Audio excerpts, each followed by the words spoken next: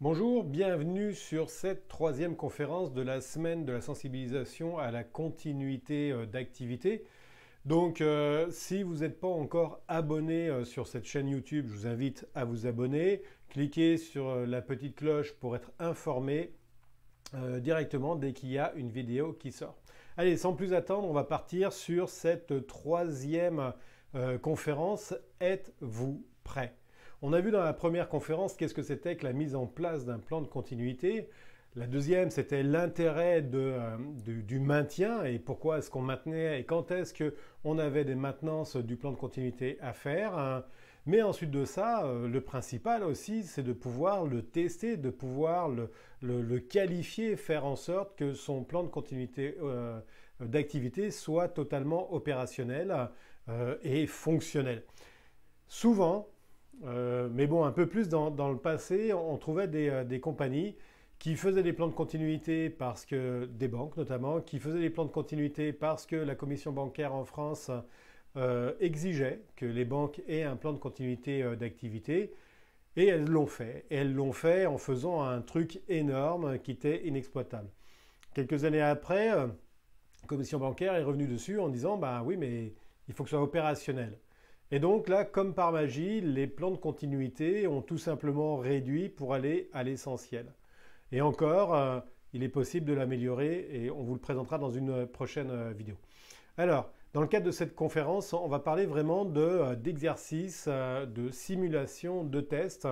Et sans plus attendre, on va voir un petit peu c'est quoi l'objectif de mettre en place des tests et des essais.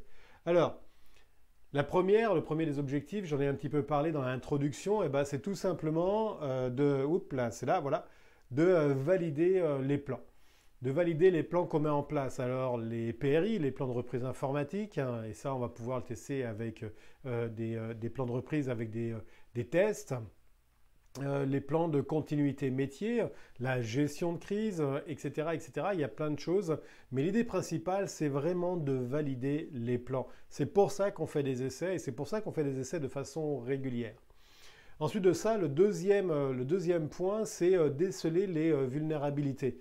On en parlait dans la vidéo précédente, hein, dans la conférence précédente. Hein. L'objectif de faire des tests, hein, c'est pas qu'ils soient bons à 100%. Non. S'ils sont bons à 100%, parfait. Mais l'objectif, c'est de trouver les problèmes à un moment où ce n'est pas le stress et d'éliminer petit à petit toutes les vulnérabilités, les problèmes, les incohérences, les non-conformités, etc. Donc, le deuxième point, le deuxième objectif, c'est vraiment de déceler les vulnérabilités. Souvent, chez les clients, on entend « mais on n'a pas réussi le test parce qu'il y a eu des erreurs ». En fait, vu de moi, là, on a très très bien réussi le test. Parce que les erreurs qu'on a eues pendant une période de paix, eh ben, c'est préférable de les avoir à ce moment-là. Et on va les éliminer petit à petit. Donc c'est très très bien d'avoir des erreurs. Au contraire, plus on arrive à sortir d'erreurs, d'incohérences, de non-conformité, et mieux c'est. Si on arrive à une situation où il n'y a plus rien à ressortir, hein, bah c'est que déjà on est très mature hein, par rapport au plan là, et c'est que c'est le moment peut-être de progresser sur d'autres choses et d'étendre en fait son périmètre par rapport au plan de continuité que l'on a. Allez, troisième objectif, eh ben voilà, trouver des améliorations. Ce que j'indiquais à l'instant, c'est qu'une fois que vous avez un niveau de maturité qui est excellent, parce que quand on arrive à plus trouver d'erreurs, de problèmes, eh ben, on va chercher l'amélioration, l'optimisation. Comment est-ce qu'on peut optimiser nos processus? Comment est-ce qu'il est possible sur des PRI de restaurer ou de remonter des systèmes de façon plus efficace? Comment, dans le cadre de plans de continuité métier, il est possible d'optimiser les processus? Comment il est possible de maintenir une activité alors que notre système informatique est sinistré? C'est ça l'amélioration continue en fait. Hein. Et donc trouver les améliorations dans les essais, dans les tests, c'est ça. Ça va être d'optimiser tous nos processus de reprise ou de continuité métier. L'autre objectif, s'approprier un processus. Eh ben, c'est exactement ça. Plus vous allez vous entraîner, plus vous allez faire des choses, plus vous allez acquérir en fait un processus.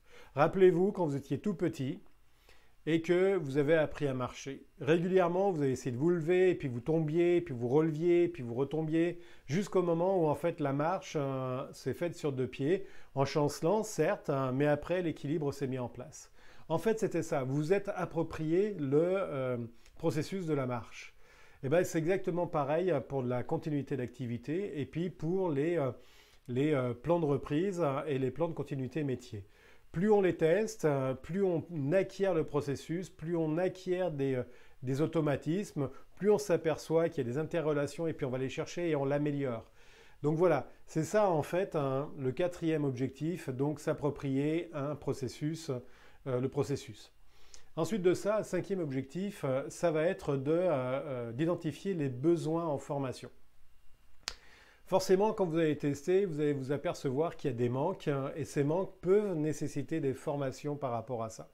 Dans le cadre de la gestion de crise, lorsque je mets en place des gestions de crise, eh ben, il y a un processus qui est mis en place, le déclenchement, l'escalade, le constat, pardon, l'escalade, la prise de décision, le déclenchement, etc.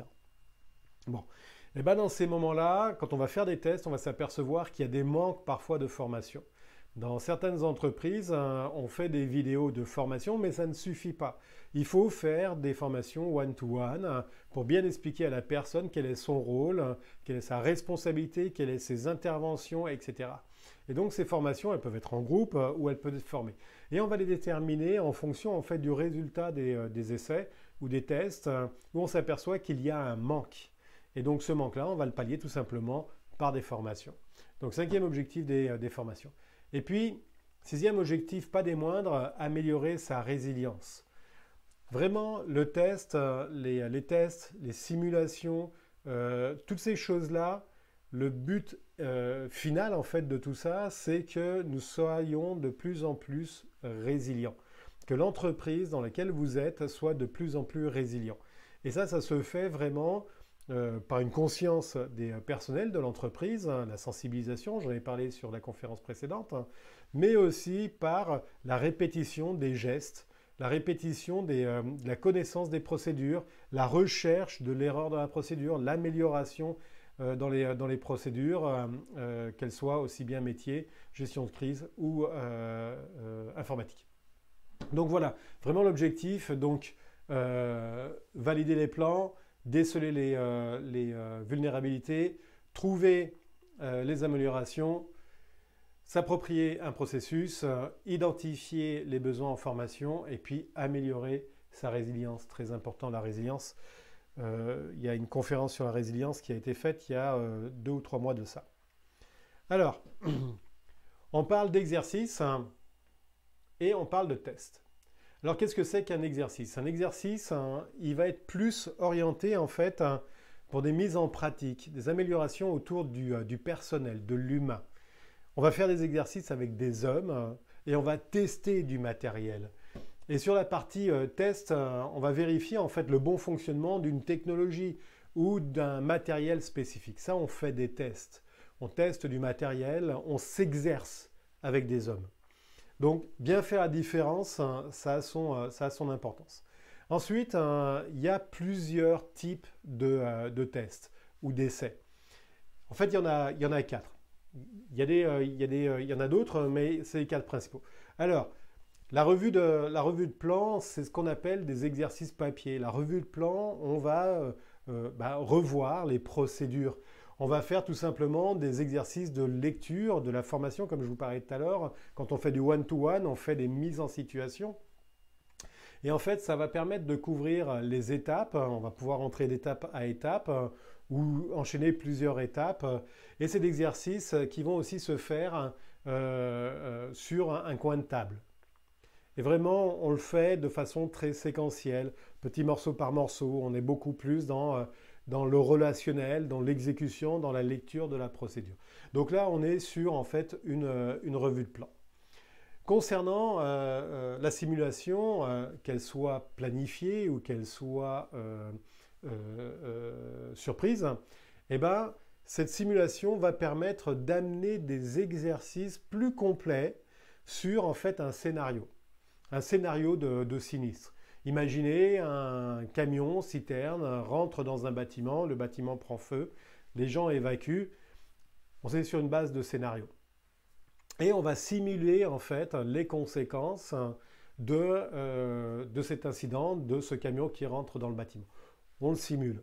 Alors on peut faire des simulations de façon, comme on l'indique, planifiée ou alors surprise. Quand on les planifie, eh ben, on va faire entrer des acteurs que l'on va informer, que l'on va préparer par rapport à ça. Et surprise, ça peut être tout à fait au moment de l'exécution de l'évacuation d'un bâtiment lors d'un exercice de mesure d'urgence. Et quand on fait des exercices comme ça, c'est excessivement intéressant de prendre les gens à chaud et une fois qu'ils sont évacués du bâtiment, eh ben, de leur faire une simulation. Et la simulation, comme sur la revue de plan, on peut la faire petit morceau par morceau. Et au début, de toute façon, avant d'avoir une bonne maturité, on va faire des étapes, des morceaux par morceau. Et plus on va avoir cette maturité, plus on va faire un exercice complet. Si je prends la simulation, on peut donc évacuer le bâtiment lors d'un plan de mesure d'urgence, d'un exercice d'évacuation de bâtiment. Et là, on va prendre par exemple la cellule de crise, les membres de la cellule de crise, et puis on va leur faire jouer la résolution du sinistre sur la base du scénario du camion qui est rentré en fait dans le bâtiment. Donc voilà, la simulation par rapport à ça.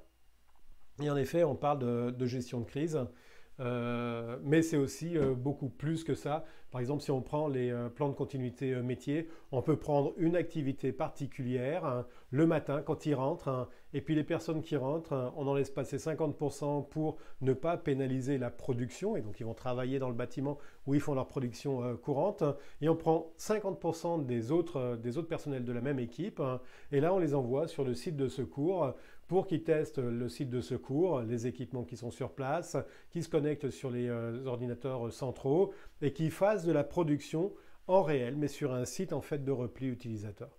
Donc tout ça, c'est les simulations qui peuvent se faire. Troisième, des exercices et tests fonctionnels. Donc ça, c'est des exercices qui permettent de valider un plan de relève d'un système, d'une application de données, le rétablissement d'un processus d'affaires, le fonctionnement de commandement et de contrôle, etc., etc. Là, on va aller plus sur une notion de fonctionnalité. On va faire du bout en bout. Si je reprends mon cas d'évacuation du bâtiment, au lieu de s'arrêter uniquement sur l'évacuation, on va prendre les personnels de la gestion de crise, puis on va leur faire exécuter les processus de gestion de crise. Les personnels qui sont des activités, eh ben, on va les faire partir sur les sites de repli utilisateurs. Les informaticiens qui sont là pour remonter les plans de reprise, eh ben, on va les faire partir sur les sites qui vont permettre de faire des reprises informatiques. Et on peut jouer ça de bout en bout sur la gestion de crise complète. Mais on prend du point A à la finalisation du point B. Et on fait vraiment tout l'enchaînement pour vérifier que fonctionnellement, tous ces tests unitaires que l'on a faits sont opérationnels de bout en bout. De l'évacuation du bâtiment à la résolution de crise. Ça a ses limites, bien évidemment.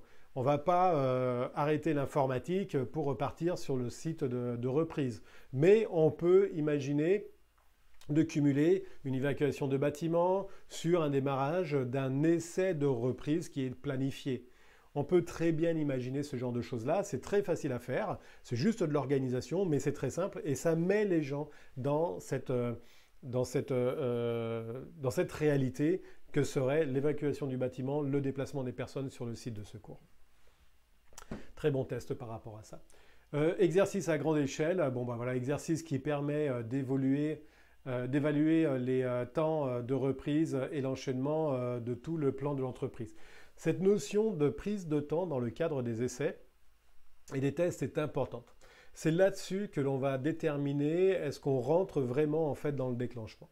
Si je reprends dans le cadre de la gestion de crise, vous avez ici le lien qui s'annonce pour la gestion de crise.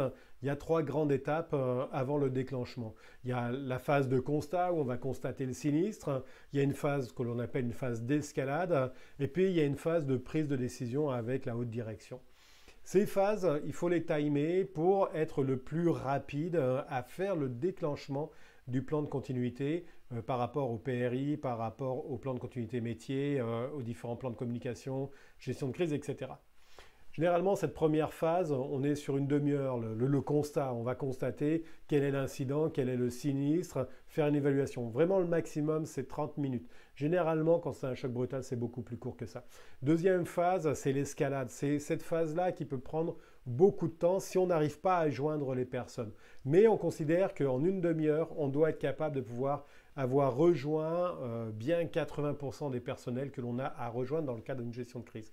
Et puis, cette phase de prise de décision, on la laisse à peu près à 1 heure, mais en fonction du type de sinistre, ça peut être très très court. Si le bâtiment est par terre, en 5 minutes c'est réglé, on déclenche les plans. Donc faire des exercices vraiment de bout en bout, ça rejoint un peu la partie fonctionnelle, hein, mais là on va vraiment tout chronométrer pour être bien sûr qu'on rentre bien dans les plannings. Même si tous les chronos hein, sont pris un peu partout là, le bout là, la partie de l'exercice de grande échelle, ça rejoint un petit peu ce que je disais tout à l'heure. On évacue les personnels, les métiers vont dans un site de reprise des personnels, un site de repli des personnels. Les spécialistes informatiques vont dans leur site pour remonter les environnements techniques qui doivent être remontés et la gestion de crise va gérer sa crise dans la cellule. Des tests comme ça, là, on n'en fait pas tous les jours hein, parce que ça mobilise énormément de personnes et c'est très coûteux. On en a dans le cadre de la sécurité civile où on simule des crashs d'avions. Et là, on va faire intervenir des personnes, des pompiers, des policiers, des secouristes, la Croix-Rouge, etc. C'est des exercices grandeur réelle. Donc voilà pour cette partie-là. Ensuite de ça, les exercices se découpent en 3 parties, mais il y a quand même une notion de programme. Donc, cette notion de programme, ça va être un document qui va définir tous les exercices que l'on veut faire. Les exercices, les tests, la fréquence des exercices, la fréquence des tests, le planning de ces exercices-là, la profondeur que l'on veut aller, les tests unitaires, les tests groupés, les tests de grande envergure, les fonctionnels, etc., etc. C'est un petit peu un calendrier de l'ensemble des tests qu'il va y avoir, par exemple, sur les 3 prochaines années, en fonction de ce que l'on a déjà. Là-dedans, on va intégrer vraiment la profondeur. Où est-ce qu'on veut aller? C'est quoi les objectifs de chaque test? Qu'est-ce qu'on veut tester? Quels sont les objectifs de réussite par rapport à ça? Donc ça, on va faire un programme de tests qui va aller sur 2-3 ans. Ensuite de ça, dans cette partie-là, on va avoir nos déroulements de tests en fait. Donc cette phase préparatoire, c'est une phase importante bien évidemment parce que c'est elle qui va préparer les essais de reprise, les tests de reprise, les simulations, etc. Dans cette phase préparatoire, on va préparer bien évidemment le scénario par rapport au test, le camion qui rentre dans un bâtiment, la salle informatique qui est noyée par un tuyau d'eau qui passe dans les salles informatiques. Il y en a encore, croyez-moi. Des choses comme ça. On va amener un scénario, on va préparer par rapport au test. Et puis donc on va contacter les personnes qu'on doit intervenir, s'occuper des salles, des prestataires de services si on en a, etc. On prépare le test de A à Z pour qu'au moment du test, tout roule sur des choses qui sont simples. L'objectif du test, c'est de faire ressortir les problèmes, c'est évident, mais ce n'est pas de foutre en l'air le test dès le départ parce qu'on sera mal organisé. On est vraiment sur une préparation d'organisation pour que le test roule bien et qu'on se concentre sur les problèmes. Donc cette préparation est vraiment importante par rapport à ça. Ensuite, on a cette phase d'exécution qui va être la réalisation en fait, de l'exercice ou du test. Cette réalisation, ça va être du moment qu'on va dire « go, maintenant on est en test ». Alors sur les tests où on essaie, sur les tests informatiques, les plans de reprise informatique, quand on a affaire avec un prestataire chez qui on va remonter notre matériel, on va préparer les choses avec le prestataire pour bien réserver le matériel, etc., pour ne pas être ennuyé le moment venu. Pour les tests qui ont lieu avec les métiers, c'est exactement la même chose. on déroule les tests. Il y a un moment où on dit go, on y va. Et on déroule en fait tous nos scénarios de test. Et lorsqu'on fait notre scénario de test, on va exécuter les procédures. C'est tout l'intérêt des tests, de qualifier les procédures. Et pendant cette exécution, on va exécuter procédure 1, procédure 2, procédure 3, procédure 4, jusqu'à la fin, etc. Et faire les tests intersystèmes, intermétiers, pour bien valider que tout ça fonctionne bien. C'est à ce moment-là, lors de l'exécution, qu'on va se retrouver avec des erreurs. Et c'est super les erreurs, hein. Je tiens vraiment à insister là-dessus. C'est super de trouver des erreurs au moment où en fait ce n'est pas le stress. Donc toutes ces erreurs qu'on va retrouver, eh ben, on va pouvoir les réparer par la suite sous la forme de micro-projets ou d'évolutions, de choses comme ça. Allez, troisième point, après une exécution, ben, ça va être le bilan. Une fois qu'on a fait l'essai, eh ben, il est temps de tirer le bilan de cet essai, à savoir est-ce que la préparation s'est bien passée, quelles ont été les lacunes par rapport à ça, pour l'optimiser pour les prochaines fois, parce que les tests, on en fait quasiment tous les 6 mois. Ensuite de ça, est-ce qu'au niveau de l'exécution en tant que telle, quels ont été les problèmes, aussi bien de logistique que de procédure, que d'interaction, quels ont été les manques, qu'est-ce qui a bien fonctionné aussi, hein. Est-ce que les objectifs qu'on avait envisagés, est-ce qu'ils sont bons? On devait revenir à la normale en 48 heures. Est-ce qu'on est revenu à la normale en 48 heures? Toutes ces choses-là, on va les sortir dans le bilan. Alors les bilans, il peut y en avoir de plusieurs finesses par rapport à ça. Les bilans du côté généralement technique, c'est des bilans qui sont assez techniques parce qu'ils s'adressent à des techniciens. Les procédures, les bilans qui sont côté métier vont être plus des bilans côté fonctionnel parce que ça va s'adresser à cet aspect affaires. Donc c'est plus des bilans d'affaires. Donc les deux marchent très très bien, mais attention aux bilans, comment est-ce qu'on les rédige et en fonction des personnes qui vont les lire. L'objectif d'un bilan aussi, il ne faut pas se tromper, ce n'est pas remonter à la direction, le fait que c'était vraiment super, qu'on est les meilleurs du monde, bravo, bravo, bravo. Non, c'est pas ça. Le bilan vraiment, c'est de faire ressortir les points positifs, c'est sûr, il n'y a pas de problème avec ça, et c'est très très bien de les faire ressortir, mais c'est de faire ressortir les lacunes, les écarts que l'on a, pour justement amener en fait à modifier ces écarts, à les effacer, à faire mettre en place les outils nécessaires, les moyens nécessaires pour rendre en fait le plan de continuité beaucoup plus efficace. Donc ça, c'est excessivement important des bilans. J'ai parfois vu des bilans qui étaient, excusez-moi, bidonnés pour faire plaisir en fait à la direction. C'est une erreur fondamentale. Les bilans ne sont pas là pour faire plaisir à la direction. Ils sont là pour relever des constats de carences, des problèmes, pour pouvoir les régler. C'est vraiment ça le bilan. Donc, si vous vous retrouvez avec une hiérarchie qui vous dit non, non, moi je ne veux pas savoir là, apprenez-lui que c'est vraiment important un bilan.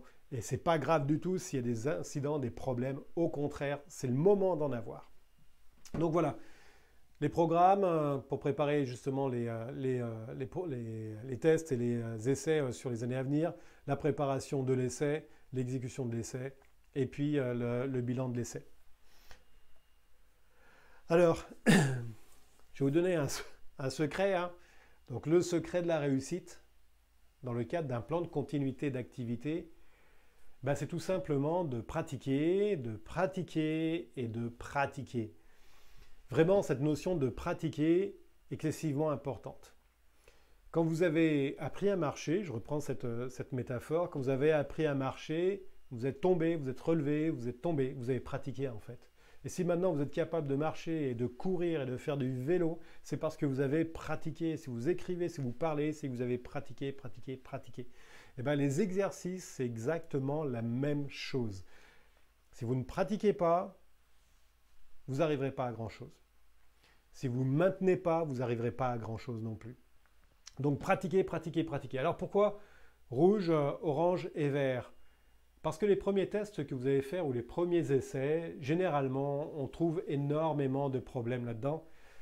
On trouve énormément d'incohérences.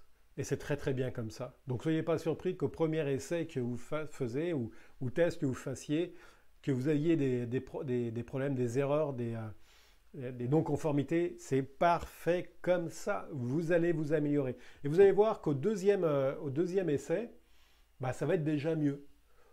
on va être dans un système où déjà les problèmes qu'on avait rencontrés au premier essai eh ben, ne se trouvent plus au deuxième. Et puis peut-être qu'il y a des problèmes qui se répètent, des incidents qui se répètent, ça devient donc des problèmes, on les traite en fonction de problèmes. Et peut-être que vous allez en avoir des nouveaux, c'est parfait aussi. Et puis plus vous allez arriver vers une maturité, moins vous allez avoir de problèmes par rapport à vos essais et à vos tests. C'est dans cette phase-là, dans ce moment-là, où vous allez aller sur l'amélioration. Cette amélioration qui va vous permettre d'optimiser vos plans. L'optimisation, quand on arrive à l'optimisation dans un cadre d'un plan de continuité d'activité, eh ben, c'est que votre maturité est de mieux en mieux. Et c'est vraiment excellent. Et on voit bien vraiment les progressions dans toutes les entreprises que je suis passé. Au début, c'était assez catastrophique. Ensuite de ça, on s'est retrouvé avec une situation bien meilleure. Et puis après, on arrivait sur un stade de maturité qui était excellent. Et là, c'était vraiment le moment de pouvoir progresser et de pouvoir améliorer son PCA. Et toutes ces phases-là sont vraiment, vraiment intéressantes. Pratiquer, pratiquer, pratiquer, c'est vraiment le secret de la réussite dans le cadre d'un plan de continuité. Il y en a d'autres.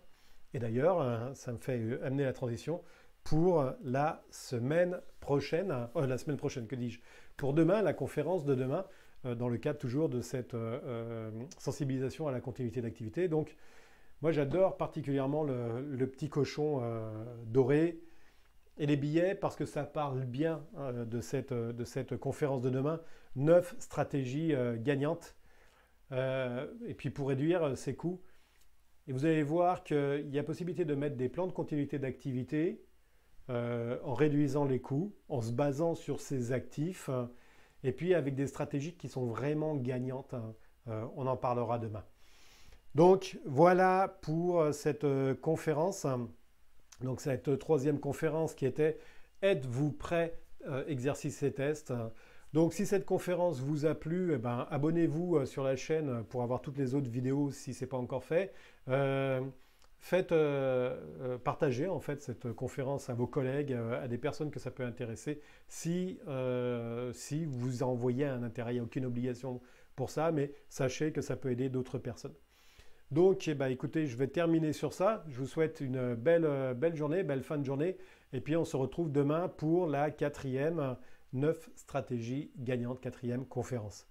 Merci et puis à demain. Bye bye.